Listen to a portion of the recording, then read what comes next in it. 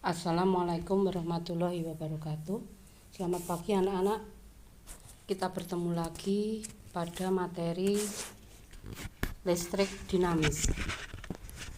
Kemarin kita sudah di 3 minggu yang lalu kita sudah membahas tentang listrik statis. Sekarang untuk pertemuan kali ini kita akan melanjutkan tentang listrik dinamis, yaitu tentang arus listrik dan hukum Ohm. Anak-anakku sekalian,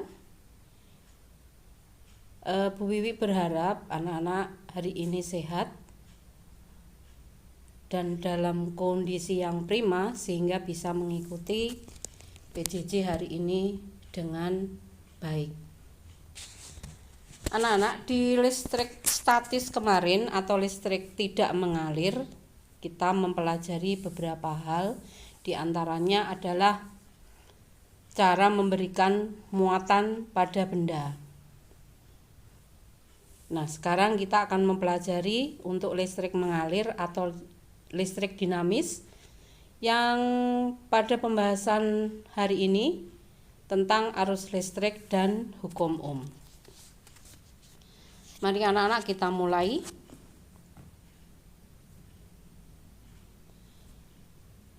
Mungkin kalian pernah berpikir bagaimana kita memanfaatkan listrik dalam kehidupan sehari-hari. Banyak sekali anak-anak manfaat listrik karena kita tahu bahwa listrik adalah energi yang mudah diubah menjadi energi dalam bentuk yang lain. Misalnya pada lampu, kita mengubah energi listrik menjadi energi cahaya. Sedangkan pada setrika listrik, energi listrik menjadi energi kalor atau energi panas. Dan masih banyak lagi.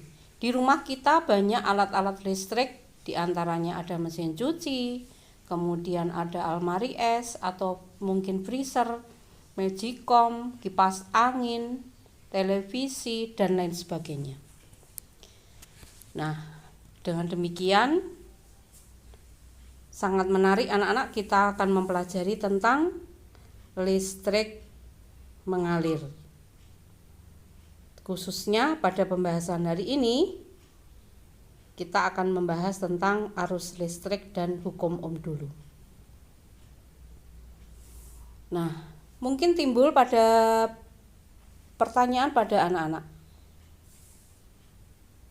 bagaimana atau penyebab peralatan atau alat-alat listrik yang ada di rumah kita tersebut berfungsi.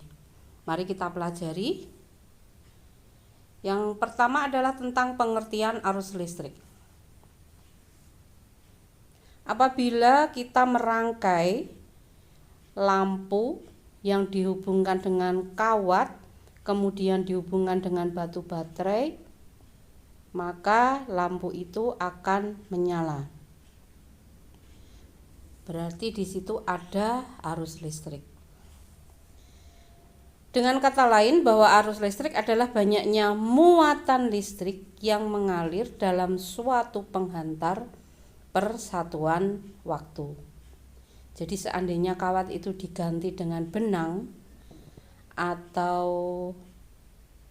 tali rafia, bisakah lampu itu menyala? Nanti anak-anak bisa menjawab pertanyaan ini. Tidak hanya sekedar menjawab ya anak-anak ya, bisa memberikan alasan kenapa hal itu terjadi. Secara matematis dinyatakan bahwa I sama dengan Q per T.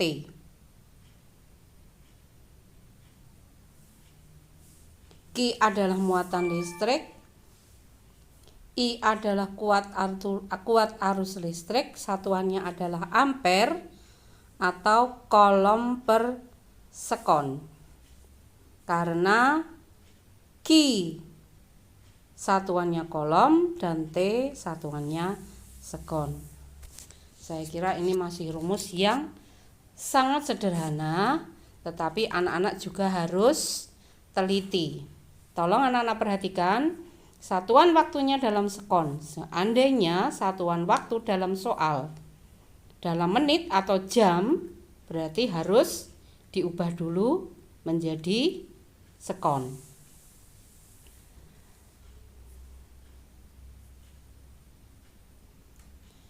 Arus listrik dalam suatu rangkaian hanya dapat mengalir di dalam suatu rangkaian tertutup.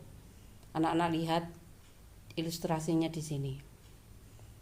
Jadi saat dihubungkan, maka lampu menyala. Bukti bahwa itu ada arus.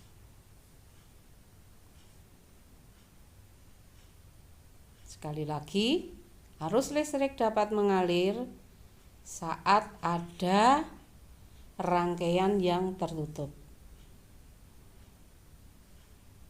Nah, jadi saat baterai itu dilepas, maka lampu akan padam.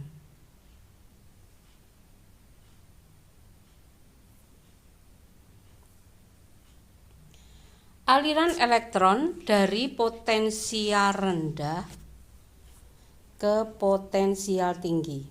Anak-anak perlu ingat materi pelajaran telah lalu bahwa yang dapat mengalir elektron. Tapi karena dulu belum diketahui adanya elektron, manusia menganggap atau para ahli dulu menganggap bahwa yang bisa berpindah muatan positif. Maka dikatakan bahwa arus listrik mengalir dari potensial tinggi ke potensial rendah. Tetapi sebenarnya arus listrik itu ada karena adanya aliran elektron. Sehingga arah arus listrik dianggap sebagai arus konvensional. Sekali lagi anak-anak, arus listrik ada karena adanya aliran elektron. Arus listrik dianggap dari potensial tinggi ke rendah mengalirnya. Berarti elektron mengalirnya dari potensial rendah ke potensial tinggi.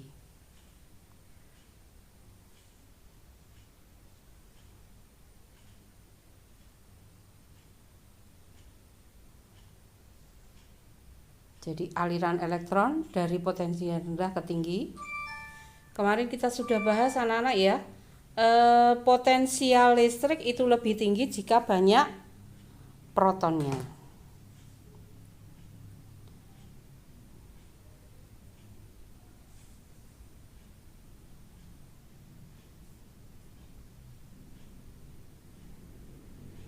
Arus listrik digambarkan yang berwarna merah itu mengalir dari potensial tinggi ke potensial rendah.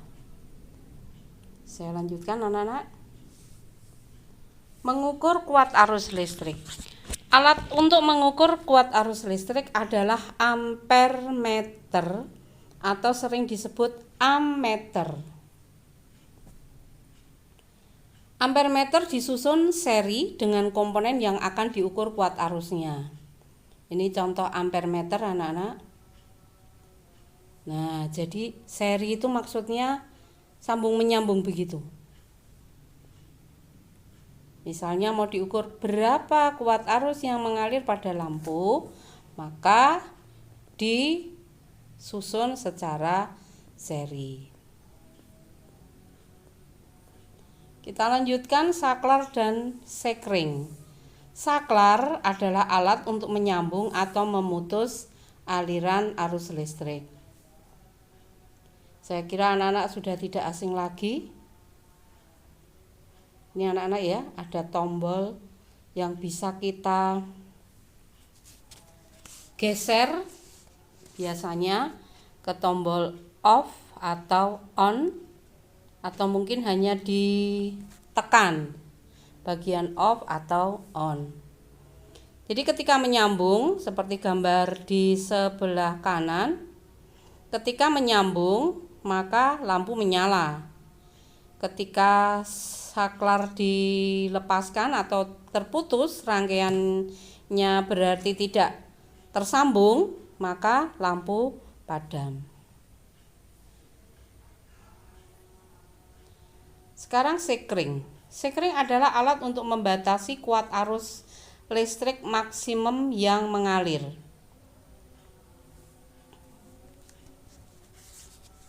Coba perhatikan gambar. Kalau terjadi hubungan pendek, maka arusnya akan sangat besar. Nah, berarti kawat pada sekring di dalam itu nanti akan terbakar sehingga terputus. Dengan demikian rangkaiannya menjadi rangkaian terbuka. Pada rangkaian terbuka berarti tidak ada arus listrik, maka akan terputus. Dengan demikian bisa menghindari kebakaran. Maka biasanya di rumah kita, di bagian luar sebelum arus listrik masuk ke dalam rumah, itu di situ ada sekring, anak-anak. Nanti kalian bisa browsing melihat bagaimana macam-macam bentuk sekring. Kalau ini gambar di sini adalah skemanya. Nah, tapi kalau terlihat dari luar yang bentuknya biasanya ditutup, di luarnya itu ditutup dari bahan keramik itu, anak-anak. Kadang ada yang berwarna putih, tapi kadang ada yang berwarna hitam. Kemudian ada tombolnya karena ada yang sekring otomatis.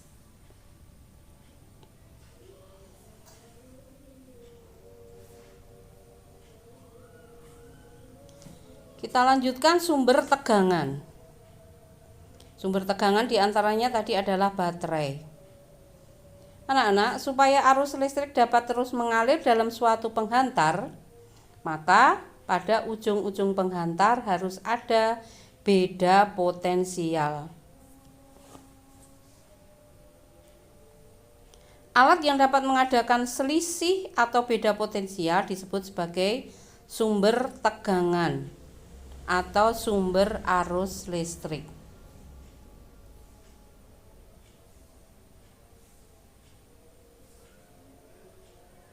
Sekarang kita menentukan arus listrik dan arus elektron. Anak-anak perhatikan pada gambar, batu baterai dihubungkan dengan lampu. Di antaranya ada saklar. Apabila saklar disambung, maka lampu menyala. Saya ulang sekali lagi, anak-anak. Ini saat saklar belum dihubungkan. Apabila saklar dihubungkan, maka lampu akan menyala. Bisa kita lihat skemanya, anak-anak. Lampu biasanya dilambangkan dengan bulatan kemudian disilang ya. Sedangkan baterai atau sumber tegangan biasanya dilambangkan dengan garis panjang dan garis pendek. Garis panjang itu menunjukkan kutub positif, sedangkan garis pendek menunjukkan kutub negatif. Kemudian saklar seperti itu gambarnya. Nah, saat saklar dihubungkan, yang berwarna merah itu adalah arah arus listrik dari potensial tinggi ke rendah. Jadi dari kutub positif ke kutub negatif. Sedangkan arah elektron kebalikannya. Saya ulang, arus elektron adalah aliran elektron dari potensial rendah ke potensial tinggi.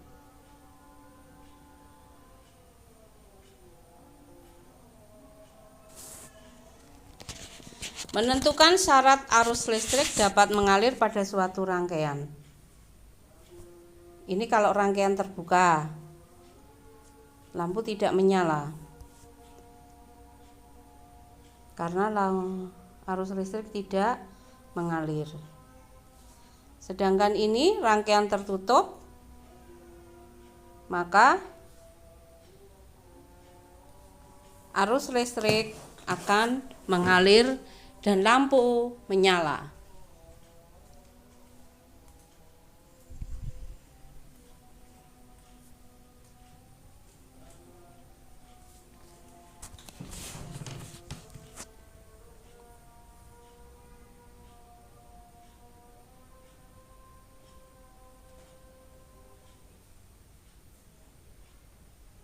Arus listrik identik dengan arus air. Coba anak-anak lihat. A dan B ketinggiannya berbeda. Ketinggian H itu height, berarti ketinggian. Ketinggian A lebih besar daripada ketinggian B. Berarti energi potensial A lebih besar dari energi potensial B. Nah, apabila penghambatnya atau selang dibuka, maka akan mengalir air dari A ke B. Setelah posisi sama, maka aliran air berhenti.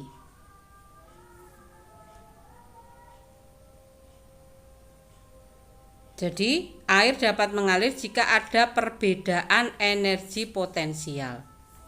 Demikian juga dengan listrik, anak-anak. Listrik dapat mengalir jika ada beda potensial. Kemarin di pertemuan listrik statis kita sudah bahas materi yang terakhir kemarin ya, konduksi kemarin. Apabila beda potensialnya sudah sama atau potensialnya atau tegangannya sudah sama, maka aliran elektron akan berhenti. Kalau aliran elektron berhenti, berarti aliran arus juga berhenti. Sekarang coba lihat di sini. Positif A dan B itu tidak sama. Berarti potensialnya lebih tinggi A. Kalau ini kita hubungkan dengan konduktor, maka elektron akan mengalir.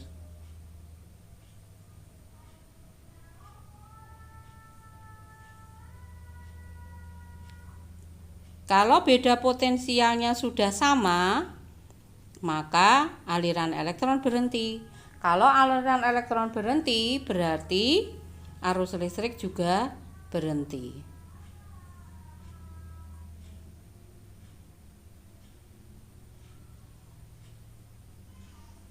Arus listrik dapat mengalir jika ada beda potensial. Saya ulang anak-anak, jadi arus listrik dapat mengalir karena 1. Ada beda potensial, 2. Dalam rangkaian tertutup, 3. Ada penghantar.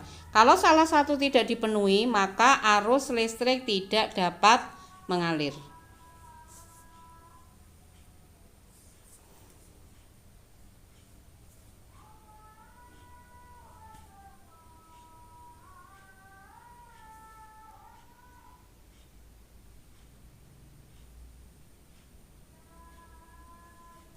Ini tadi sudah kita bahas di depan anak-anak. Sekali lagi diingat-ingat. Nah, misalnya sebuah aki kutubnya dihubungkan dengan terminal lampu jika kuat arus yang mengalir 0,5 ampere dan lampu dinyalakan selama 2 menit. Berapakah muatan listrik yang telah melewati lampu? Ingat, satuan waktu adalah second. Dan di sini dalam menit, berarti menitnya dijadikan second dulu. 1 menit ada 60 second, berarti waktunya 120 second. I-nya atau arusnya 0,5, berarti Q sama dengan I kali T. Berarti 0,5 kali 120. Berapa anak-anak? 60 kolom. Ya, mudah ya anak-anak ya. Kita lanjutkan. Contoh yang kedua. Sekarang mencari waktu. I-nya 0,5 ampere. Muatannya 50 kolom. Tadi I sama dengan Q per T. Berarti T sama dengan, betul, Q per I. Berarti 50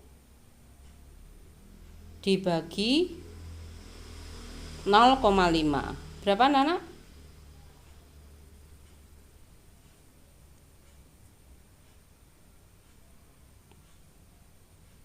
100 sekon.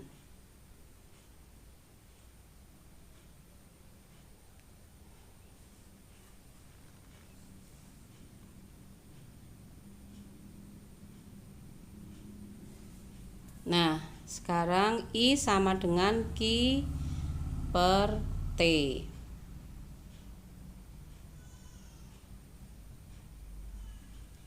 Q-nya adalah jumlah muatan, berarti di sini bisa diturunkan menjadi N kali E.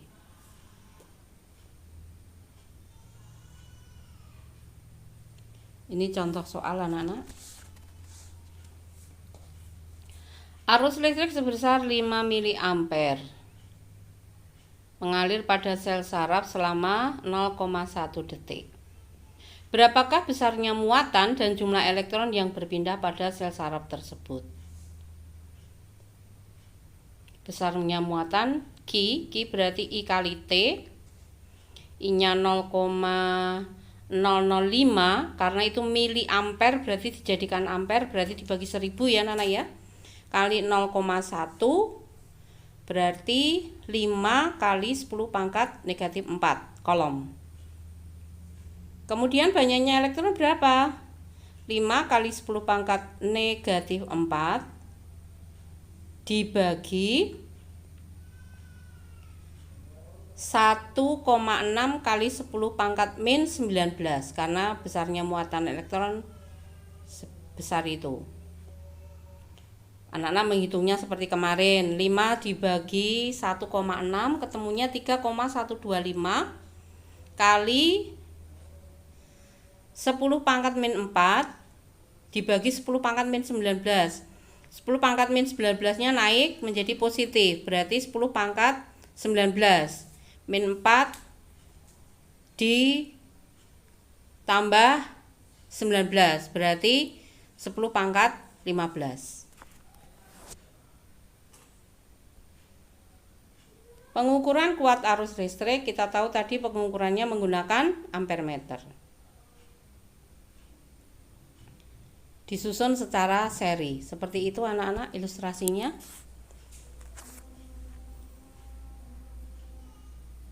Bagaimana cara membaca ampere meter? Perhatikan anak-anak. Skala maksimumnya boleh pakai yang 50, boleh pakai yang 100. Tapi kalau nanti pakai yang 50 berarti skalanya juga pakai yang atas. Kalau yang 50 yang 100 berarti pakai yang bawah. Kemudian batas ukurnya di sini 1 ampere. Yang merah itu ya anak-anak ya, kabel merah itu ya. Nah, sekarang lihat. Anak-anak perhatikan di situ kamu pakai yang misalnya yang bawah. Atau yang 100, maksimal 100. Berarti itu 0, 10, 20, 30, 40. Antara 20 dengan 40 itu ada satu garis yang panjang, berarti 30 ditambah 2 skala. Kalau 2 skala karena itu 30 sampai 40 itu dibagi 5 berarti satu skala nilainya 2. Berarti nilainya adalah 34. Jadi 34 dibagi 100. Batas skala yang diukur adalah 1 ampere, itu ada anak panah merah itu ya anak-anak ya. Nah, berarti dikali 1, berarti ketemunya atau terukurnya 0,34 ampere. Tapi kalau nanti yang merah itu, kabelnya merah itu di nomor yang 5 ampere berarti dikali 5. Kalau 10 ampere berarti dikali 10 ampere. Kalau 100 miliampere berarti dikali 100 miliampere. Gitu ya Nana ya. Kita lanjutkan. Nah, sekarang anak-anak mencoba berlatih. Nah, berapa itu? Angkanya menunjukkan jarumnya menunjukkan di angka berapa? Tidak tepat 20 ya anak-anak ya, ada di depannya ya. Berapa?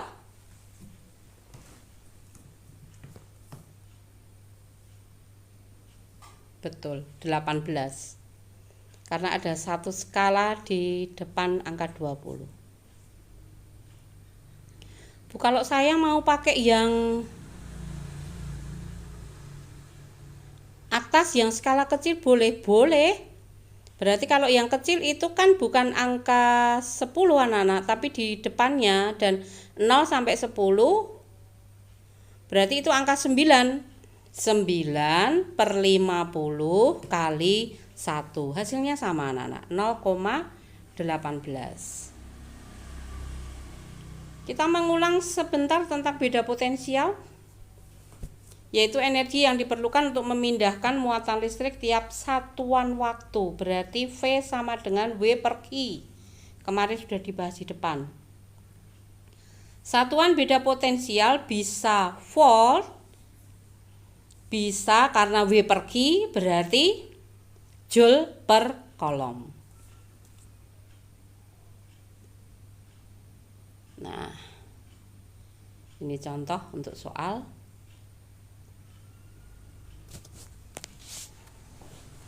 Anak-anak kerjakan.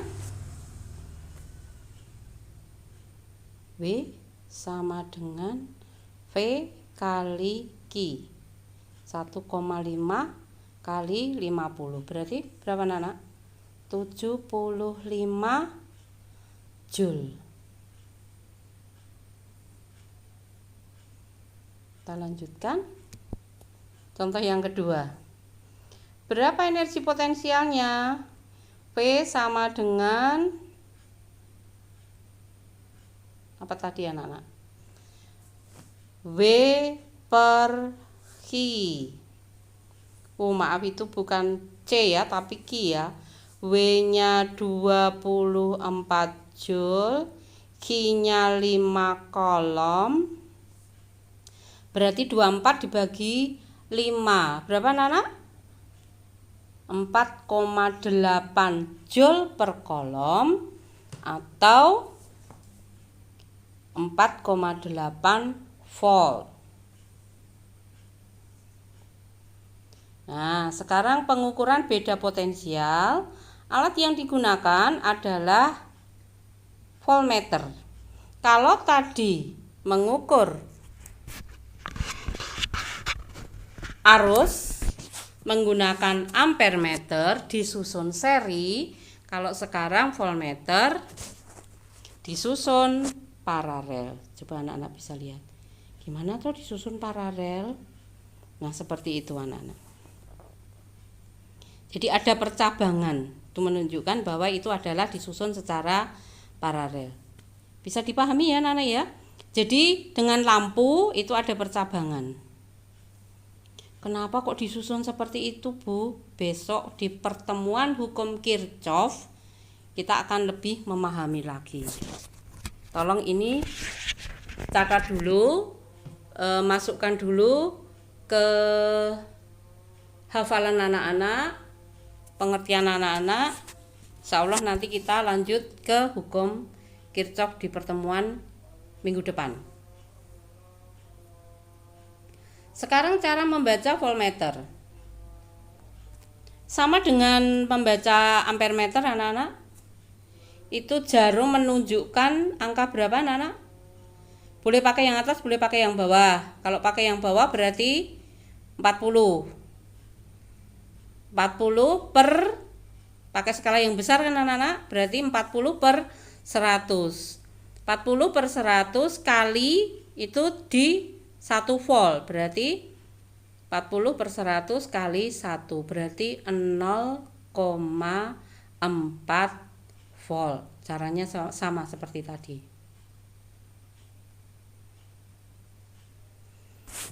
Kita lanjutkan sekarang tentang hukum Ohm.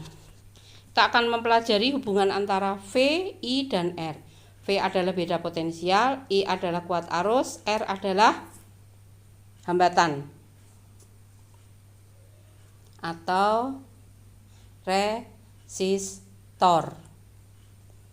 Hukum Ohm menyatakan bahwa besar arus yang mengalir pada suatu konduktor pada suhu tetap sebanding dengan beda potensial antara kedua ujung-ujung konduktor. induktor. Sehingga dirumuskan R sama dengan V per I. Saya balik ya anak-anak ya. Atau V sama dengan I kali R. Nah, tadi kan V sama dengan V per Q. Sekarang ada lagi V sama dengan I kali R. Anak-anak, belajar listrik itu menyenangkan. Artinya apa anak-anak? Artinya satu dengan yang lain saling berkaitan. Dan Bu Wiwi berharap anak-anak bisa memahami tiap-tiap langkah. Istilahnya dalam bahasa Inggris step by step harus dipahami. Karena nanti selalu berhubungan. Saya percaya anak-anak bisa. Saya lanjutkan anak-anak.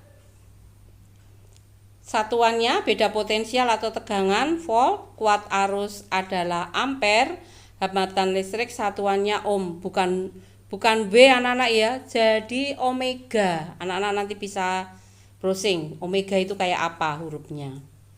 Huruf Latin. Gambar rangkaian hukum ohm. Nah, itu yang secara seri ya anak-anak ya. 1 baterai, 2 baterai. Nih rangkaian seri, berarti seperti itu, sambung menyambung. Sementara lihat saja aliran elektron dan arusnya. Untuk hitungannya saya bahas nanti di minggu depan.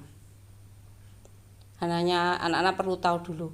Oh, kalau seri berarti R totalnya itu R1 plus R2 kalau ada 2 buah hambatan. Tapi anak-anak perlu tahu VAB itu nanti adalah VCD plus VDE. Nanti kita bahas itu di hukum Kirchhoff. Anak-anak jangan terpengaruh itu dulu, jangan memikirkan itu dulu. Nanti kita bahas khusus pada hukum Kirchhoff, rangkaian seri dan rangkaian paralel. Jadi arus listriknya seperti itu anak-anak. Jadi mengapa tadi dihubungkan secara seri kalau mengukur arus? Nah, seperti itu. Sedangkan yang kedua adalah rangkaian paralel. Rangkaian paralel, nah seperti itu. Jadi itu misalnya ada 3 lampu ya anak-anak ya. Lampu itu berarti kan di dalamnya ada hambatannya. Nah, itu misalnya 3 lampu kita susun paralel. VAB sama dengan VCD. Nah, besok kita bahas di hukum Kirchhoff. Ini R-nya sudah berbeda ya anak ya, R totalnya ya. Oke, sekarang kita lihat dulu hukum Ohm. Ini ada 2 ampere meter, ada ampere meter dan ada voltmeter. Voltmeter itu dengan lampu kan dihubungkan paralel anak-anak. Kalau ampere meter dihubungkan seri. Nggak ada percabangan kan di ampere meter. Sedangkan voltmeter dengan lampu itu ada percabangan. Itu namanya hubungannya secara paralel. Disambungkan, maka lampu akan menyala. Baterai 1, P-nya 1,2, I-nya 0,2. Baterai 2 disambung saklarnya. Lampu menyala. Bagaimana anak-anak? Dengan tadi lebih terang. Karena I-nya sekarang menjadi 0,4. Lampunya 1 ya, berarti hambatannya kan sama. Jadi kalau V-nya besar, ternyata I-nya juga besar. Kita lanjutkan. Baterai 3. Amati anak-anak, nyala lampunya waktu saklar kita sambungkan. Wah, menyala semakin terang. Ternyata kuat arusnya semakin besar. Berarti Beda potensial sebanding dengan kuat arus listrik. Makin besar beda potensialnya, kuat arusnya semakin besar. Sebanding. Sehingga grafik hubungan beda potensial dan kuat arus dapat digambarkan seperti ini. V dan I. Sehingga dituliskan rumus V sama dengan I kali R, atau R sama dengan V per I. Artinya V-nya makin besar, I-nya juga makin besar untuk R yang sama. Diingat-ingat anak-anak ya grafiknya. Grafik hubungan hambatan terhadap kuat arus.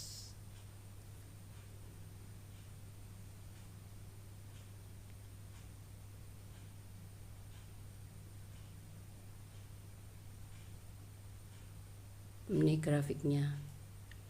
V-nya tetap. Sekarang menyelidiki faktor yang mempengaruhi besar hambatan. Coba anak-anak lihat bedanya apa itu.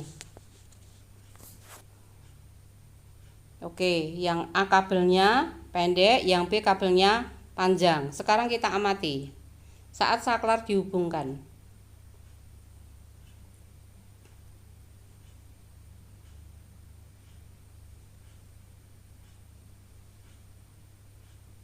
Mana yang lebih terang menyala?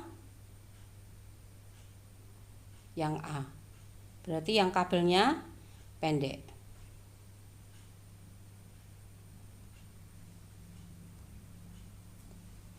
Semakin panjang kawat, maka hambatan semakin besar.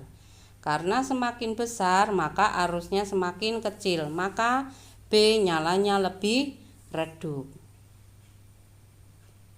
Sehingga R sebanding dengan L. Kita lanjutkan yang kedua. Yang berbeda apanya anak-anak? Kabelnya sama panjangnya. Yang berbeda jenisnya.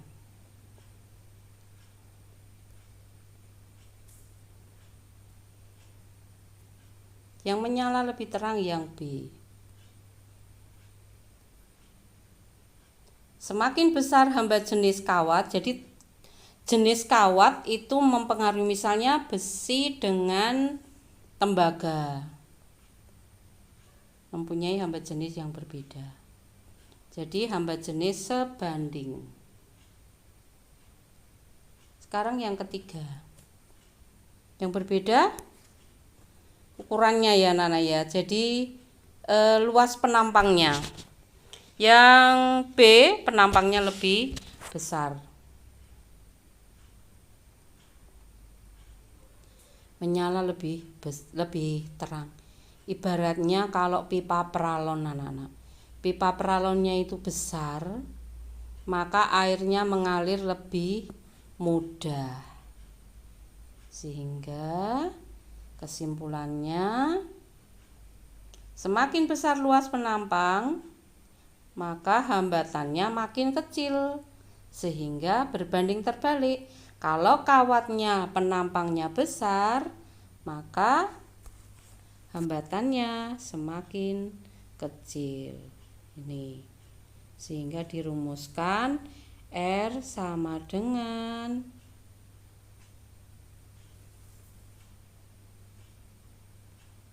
Rho kali L per A. Kok Rho-nya jadi seperti itu anak-anak ya. Maafkan Bu Wiwi. Jadi itu bukan N ya anak-anak ya, tapi Rho. Kemudian L itu panjang kawat, kemudian A itu adalah luas penampang. Hambat jenisnya itu Rho. Salah ketik itu Bu Wiwi. Maaf anak-anak. Nah, sekarang ada contoh anak-anak. Kawat panjangnya 2 meter, hambat jenisnya 0,016 ohm milimeter persegi per meter, dan luas penampangnya 0,5 cm persegi. cara menghitung itu rho-nya kan 0,016 ohm milimeter persegi per meter. Maka A-nya karena dalam satuan sentimeter persegi kita jadikan milimeter persegi biar tidak mengubah rho-nya. Sehingga hitungannya adalah R sama dengan 0,016 kali 2 per 50. Jadi hasilnya adalah 0,00064 ohm atau 6,4 kali 10 pangkat min 4 ohm. Udah ya anak-anak ya? Saya lanjutkan. Nah, ini anak-anak bisa pakai untuk latihan. Yang dihitung sekarang yang pertama itu panjang kawat penghantar. Yang kedua yang dihitung hambat jenis. Satuannya sudah tidak usah mengubah, itu sudah milimeter persegi. Catat dulu, nanti bisa dibuat latihan.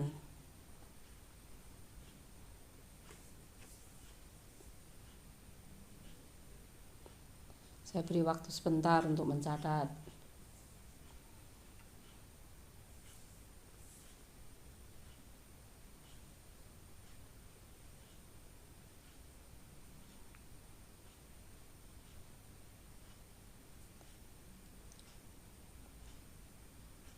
Oke, sudah selesai ya anak-anak ya.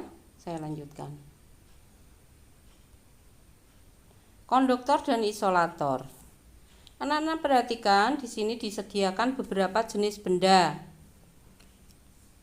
Zat padat.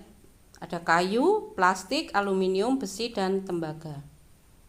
Ini rangkaian terbuka akan dihubungkan dengan benda-benda tersebut. Yang pertama kayu.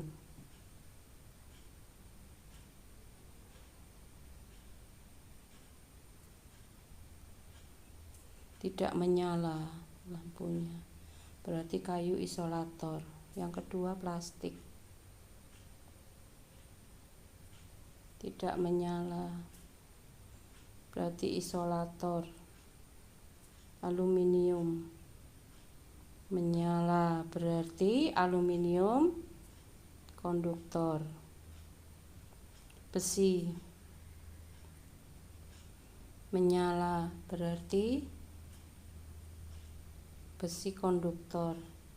Terakhir tembaga, menyala. Dan tembaga itu berbagai pertimbangan dipilih sebagai konduktor atau untuk isi kabel itu anak-anak. Jadi kabel biasanya terbuat dari tembaga. Nah anak-anak, kita juga bisa mengenal juga selain logam, zat cair juga ada yang bersifat konduktor, yaitu yang termasuk garam, asam, dan basa. Jadi larutan garam, air sumur, PAM, air mineral, itu di situ terkandung garam-garam mineral, berarti dapat menghantarkan arus listrik. Jadi misalnya pada kolam ikan, kan ada orang yang memanen ikannya dengan cara disetrum. Nah, berarti ada kutub positif negatif dimasukkan ke dalam air, maka nanti air kolam itu akan berfungsi sebagai konduktor. Nah, otomatis ikan-ikan yang ada di situ juga akan kesetrum. Kemudian asam, larutan cuka, termasuk air aki, asam sulfat. Kemudian basa, larutan natrium hidroksida, ada kalium hidroksida, dan lain sebagainya. Itu termasuk juga konduktor. Yang bukan konduktor adalah larutan gula dan air murni, H2O.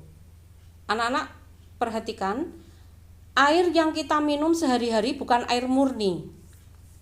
air yang kita minum adalah air yang mengandung garam-garam mineral.